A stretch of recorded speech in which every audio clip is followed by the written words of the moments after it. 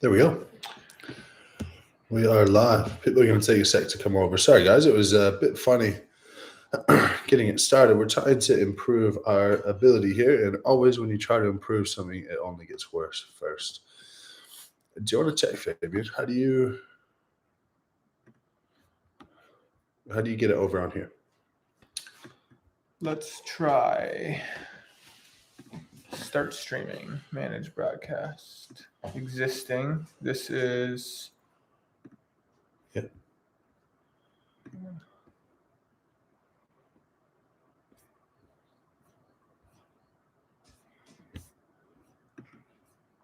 showing that we're live still, but nothing is popping up here. I don't know why.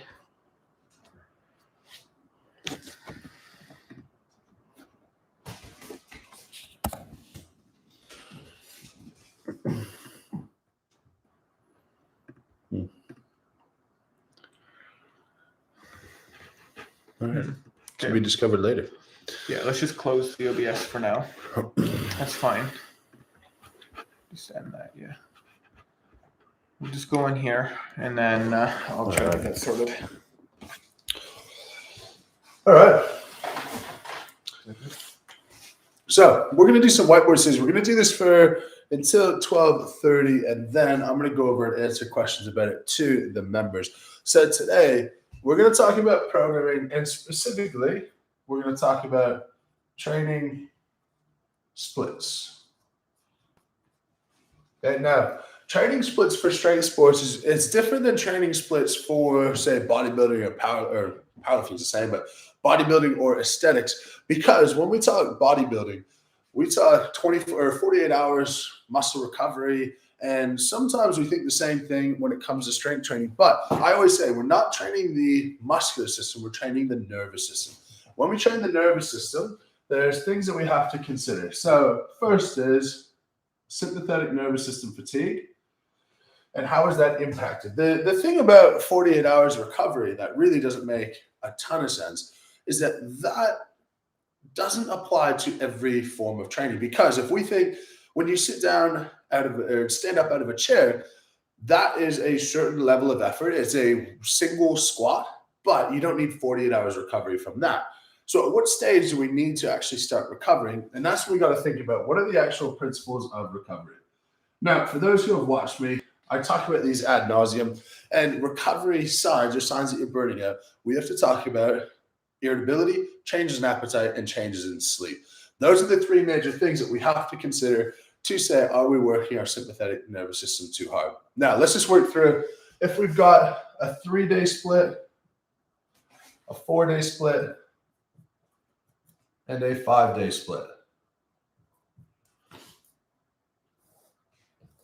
The thing about these is that You have a better marker. Traditionally,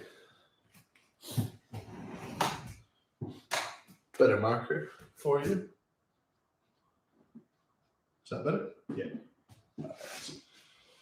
The thing about these is traditionally it's pretty easy for us to go, well, 3 days can be 3 full body, 4 days is 2 upper, 2 lower, and 5 days is 2 upper, 2 lower, and a full body. Now, that's not necessarily the case when it comes to strength training, because the best thing that we can do and the easiest way to get strong fast is to be able to have a increased frequency of training. The more frequent we train, the better our brain will communicate with our body.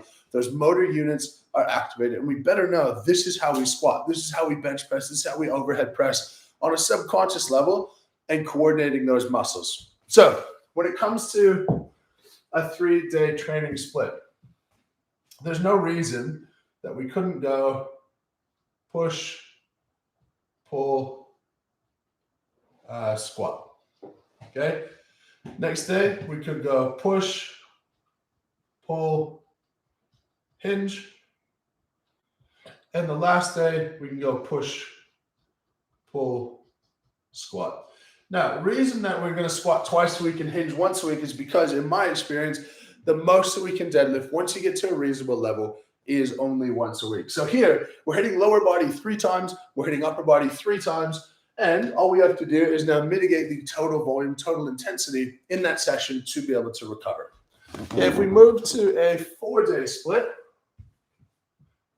we can now increase the volume in a session, and we can alternate push and pull, which is fine. And now we can get squats in there 3 times.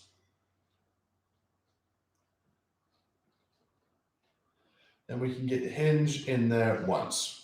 One of the principles that I abide by is that we don't hinge and squat in the same day. It's just too much for your body to tolerate. So now we've got 2 big days of pushing. We've got 2 big days of pulling, and we've got 3 days of squatting, 1 day of hinging. Okay, our frequency is really, really high. The thing with squatting so often, why it's so important, in my opinion, when it comes to strongman and strength sports, our triple extension is something that we use in every single movement, whether it's a log press or a squat or a moving event. All of those require you to triple extend. Okay, now we go to 5 days a week.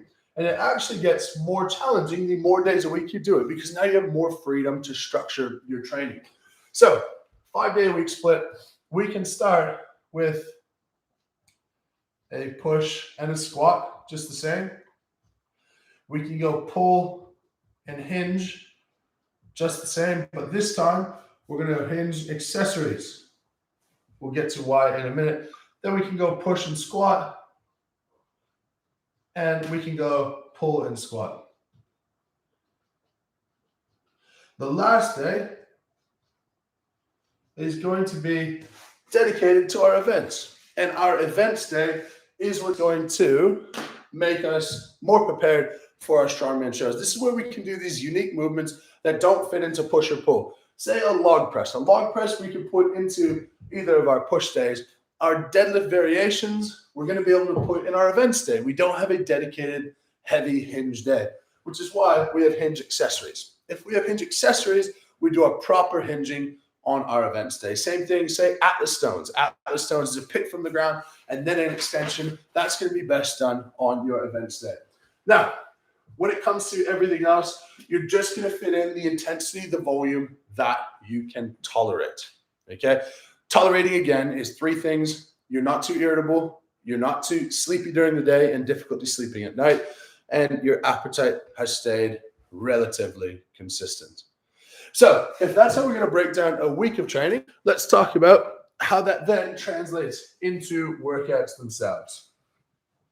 And we're going to talk about a few really important variables when you're thinking about your workouts. Now, for a lot of you who are following programs, who have coaches, this is just going to be an explanation of what your coach should already be doing and what you're already doing. But having that greater understanding is always useful. So when we're now programming a workout,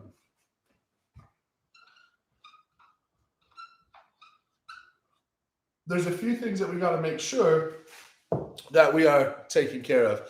And number 1 is going to be our exercises. Okay, of course, our exercises have to mesh with whatever our workout is designed to be for the day. If it's a pull day, our pull exercise, push day, push, so on and so forth. Number 2 is going to be our intensity. Okay, reason that that's number 2 is because intensity dictates how likely we are to have difficulty recovering from our workouts. Number 3 is going to be total volume. Again, what can you handle with your volume? Number 4 is going to be rep range. Those 4 variables are going to encompass everything that you need to know about your training. I don't know how well that whiteboard is showing up. We'll work on it. We'll work on it in the background. But those 4 variables are the most important things for you to get right, and really everything that goes into your programming to be strong. Your exercises, intensity, volume, and your rep range. Those 4 things dictate everything. When it comes to other programming variables, like say your rest periods, which is a really common question, those rest periods are always going to be the same. If we have rest periods in excess of 3 minutes, we're going to be fine. And if you're a novice or an intermediate athlete, intermediate trainee, your rest periods longer than 3 minutes, that is okay. And even rest periods shorter than that, 1 to 2 minutes, you'll still be fine if you had to get a quick workout in. So we've got every variable now accounted for. The last thing we're going to do is go ahead and start to look at, if we were to program an actual workout, how does that look? So we're going to go exercises. We're going to go sets,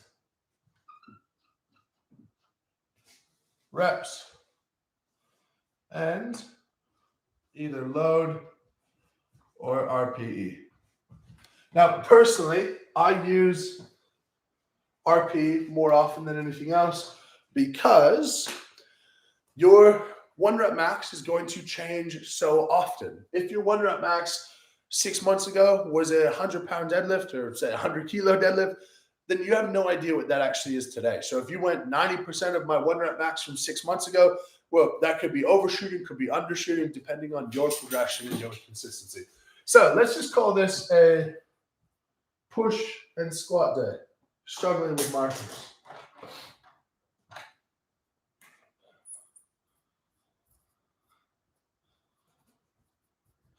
Okay, push and squat day. Always, we want to start with the most compound movements first. So let's go just barbell squat. Okay, the movement that's going to tax us out. The principle of pre-exhaustion or pre-fatigue is a total waste of time when we're talking about trying to get as strong as possible. We never want to dictate or direct energy towards things that are not going to be particularly useful for our major lifts. So barbell squat. Okay, then we want to go to our push. So let's go, we'll go log press. Maybe we go from the rack. Okay, we might want to save that hinging for another day. All right, we've got our 2 major exercises. I always like to throw in a single leg exercise when we do double leg. So barbell squat, we could now go barbell Bulgarian split squat. Okay, great. Log press from the rack. Maybe we go something like a close grip incline press.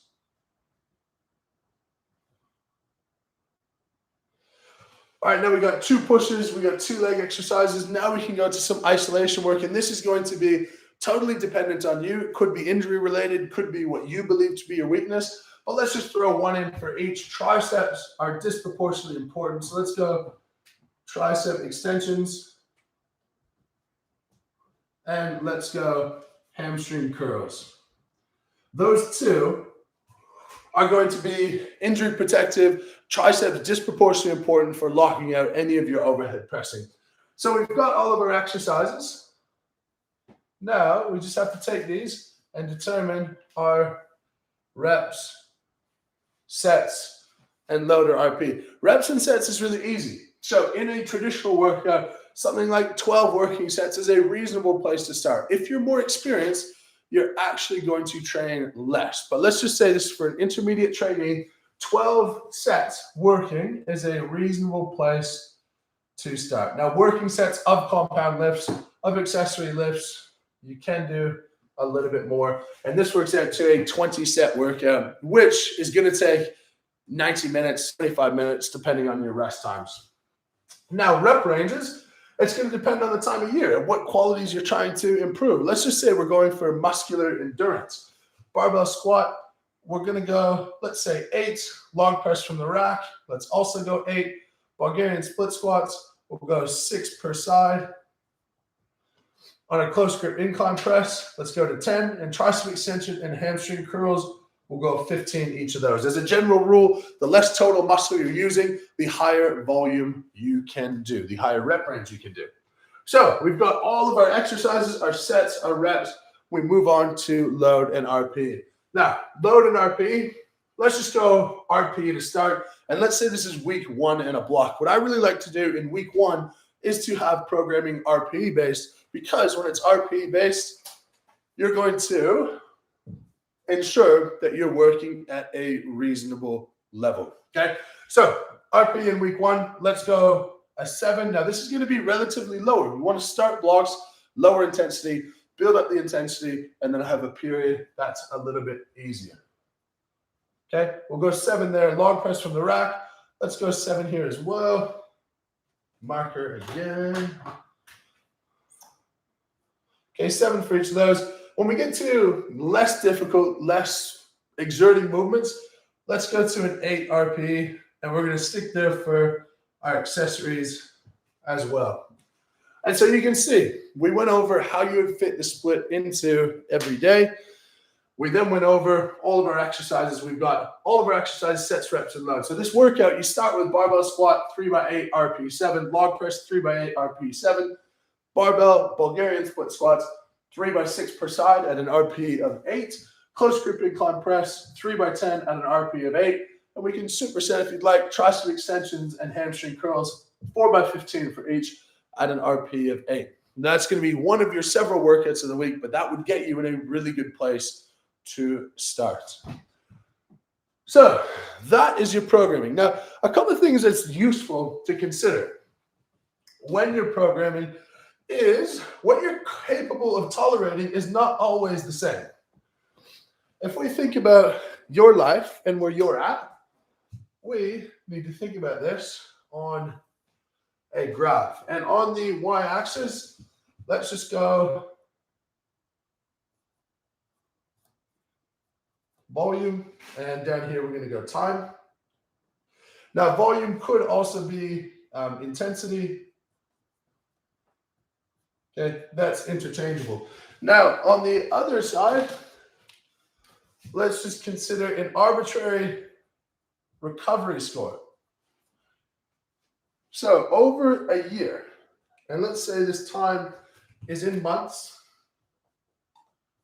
and this is 0 and 12, it would be totally inappropriate for you just to say, I'm going to recover really well 12 months a year. I'm going to push hard all year, and I'm just going to progress like no tomorrow. Because your recovery, at times of year, it might be an arbitrary 10, but at other times of year, it very likely be a 2.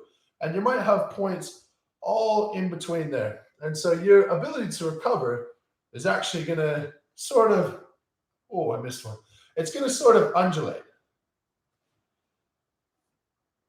So as great as it sounds to say, I'm busy, or I'm on vacation, and I'm just going to continue to go as hard as I can. I'm going to miss no workouts. The thing is, if you're run off your feet, now you're down here. And so your volume and intensity, it has to match that to an extent. Right now, we don't want these same big fluctuations up and down, and most people's lives aren't this crazy. Okay, I hope you can see that fairly well. We'll get there. But our recovery, or our volume and intensity, it's going to match our ability to recover from that fairly well. All right, and this is where we have to be honest with ourselves and say, is this a time of year where I can push harder? Is this a time of year where maybe I have to pull it back a little bit? So you consider that, you put that into practice with your programming. It all starts with talking about your year and planning your year of training. The year comes first. After that, we go, okay, what competitions are we focusing for? What times of year do I want to be strongest? Do I want to be leanest? Do I want to look the best? Do I want to, whatever it is. And then we go blocks of training in order to work towards those goals. All right, I'm going to take a look here at a couple of questions.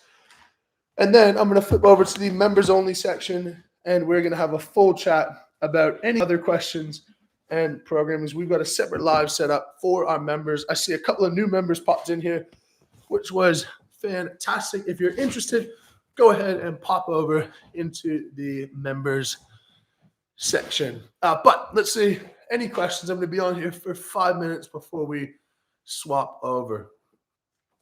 All right, Thomas here says, is it best to split our daily to muscle groups, e.g. arms Monday, legs Wednesday? No. If you do that, your frequency is going to be so low that you're not going to be able to hit things as regularly as you could. And the more regularly we hit our movement, the more opportunity we have to practice our neural programming of our body to move weight efficiently. And moving weight efficiently is going to be the best way for you to get stronger all the time. Now, here's a great question. What if you're not competing in anything? That's fine, but you need to work at certain times a year to work on certain qualities. And those qualities, they need to vary over time. Okay. To get the most out of your body, you need to have periods of time where you're working on certain things. And those certain things could be aerobic fitness or strength, or we just can't progress everything to eternity, or else we're going to leave some on the table. So even if you're not directly competing in anything, you should have times a year where you're working on your strength more, working on your aerobic fitness more, and all of those qualities will undulate on an upward trajectory instead of getting the law of diminishing returns, which means that you're going to get less and less as you continue to train. All right. Landon says, how often should you train yoke and what training days would you program it in? Well, yoke is a really interesting one, and it's the only one that I think maybe shouldn't be trained every week. Now, personally, I rarely ever train it because I find it, even though it's my best event, it's the one that I find takes the most out of me if I were to train it on a regular basis. So I really only train yoke once a week maximum. For other people, once a week seems to be about all you can tolerate. That being said, high bar squats, for me, carry over to yoke better than anything. And high bar squats are something that I can push fairly hard. Okay, so I hope that answers the question.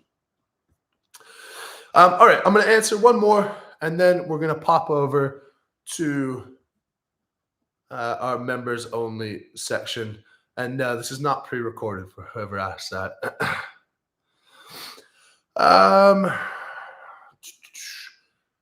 Just going to answer a non-member question. Fredman, welcome. Thank you very much for coming. Here's a question from Peter. What are your thoughts on pre-exhaust, doing tricep extension to pre-exhaust yourself in a superset just before doing overhead press? When it comes to strength, it is completely inappropriate. The reason being, those muscles pre-exhaust are going to mean that you're going to just try to over-rely on something else. So you don't want to do that unless you're doing slow, controlled bodybuilding movements. If we're doing any sort of triple extension, I would not recommend that. You're just going to modify your form. And we're going to start forming motor units, which is our brain's way of communicating to our body how muscles should work to be able to move weight, i.e., when we bend our elbow, we just say bend elbow and it knows bicep. When we say press overhead, we just know shoulder and tricep. We form those connections, and if we mess up the muscles and then form those connections, then we're going to have difficulty being able to coordinate that efficiently when we're fresh. Thank you very much for coming over, guys. Now, go ahead, and if you have questions, we're going over to the members only. We're going to talk more about this stuff and about anything else they'd like. Thank you very much for watching. As per usual, lift heavy and be kind.